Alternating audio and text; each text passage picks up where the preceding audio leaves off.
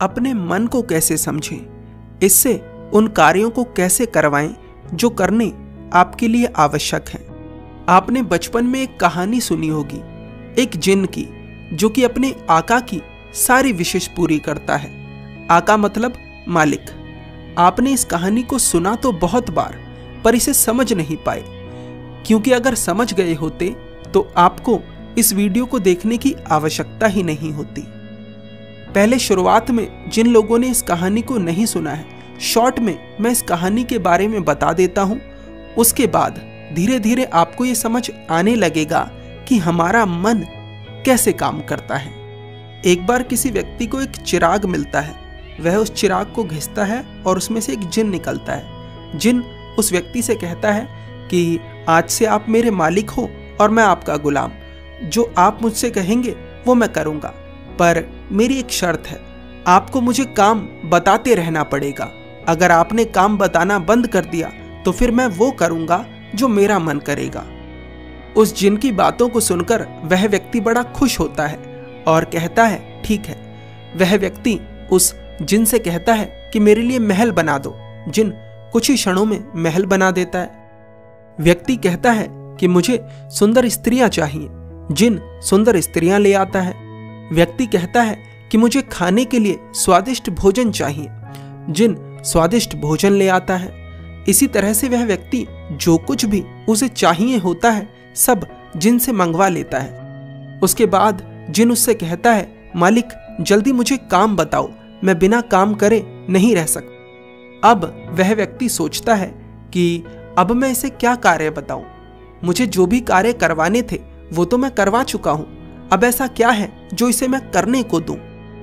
बहुत सोचने के बाद भी वह व्यक्ति उस जिन को कुछ नहीं बता पाता और अंत में वह जिन उस व्यक्ति को ही मार देता है। इसी कहानी का एडवांस वर्जन भी है, जिसमें वह व्यक्ति किसी समझदार व्यक्ति से सलाह लेता है और वह सलाह ये होती है कि एक बांस का डंडा गाड़ दो और उस जिन से कहो कि पूरे समय इस पर चढ़ो और उतरो, चढ़ो और उतरो।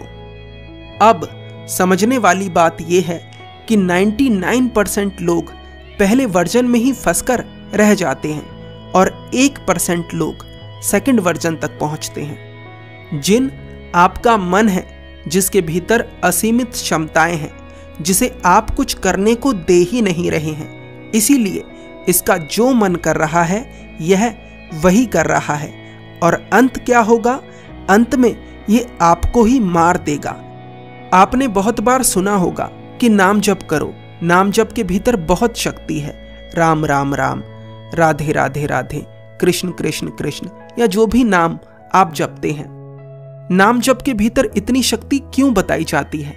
क्योंकि नाम जप का अर्थ है एक बांस का डंडा गाड़ देना और जिन रूपी मन से कहना कि इस पर चढ़ो और उतरो, इस पर चढ़ो और उतरो।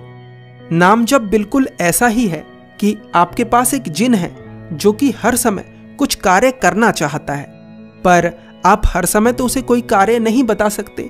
इसीलिए आप उससे कहते हैं कि भाई तू ऐसा कर, तू नाम जप करता रहे, जो भी नाम आपको अच्छा लगता है, ठीक है। और जब मुझे कोई कार्य होगा तो मैं नाम जप को साइड कर उस कार्य को कर लूंगा और कार्य होने के बाद फिर से मैं नाम जप करना शुरू कर दूंगा। इससे क्या होगा, आपका मन अपनी मर्जी से किसी गलत दिशा में नहीं भागेगा। देखिए समझिए, एक भक्त नाम जप के द्वारा अपने मन रूपी जिन को बांस के ऊपर चढ़ाता उतारता है और एक ध्यानी भी अपने मन रूपी जिन को ध्यान के द्वारा बांस के ऊपर चढ़ाता उतारता है। गौतम बुद्ध का क्या दिनचर्या था, उनके भिक्षुओं का क्या दिनचर्या था? जब भी वे कुछ नहीं कर रहे होते थे तो ध्यान कर रहे होते थे। भिक्षाटन कर आए, भोजन करा, ध्यान शुरू। प्रवचन सुना या प्रवचन दिया, ध्यान शुरू।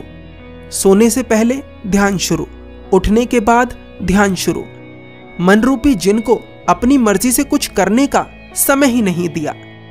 तो आपके पास दो रास्ते हैं। अगर आप स्पिरिचुअलिटी के द्वारा अपने मन को समझकर उससे कार्य करवाना चाहते हैं, पहला नाम जप शुरू करें, दूसरा ध्यान शुरू करें।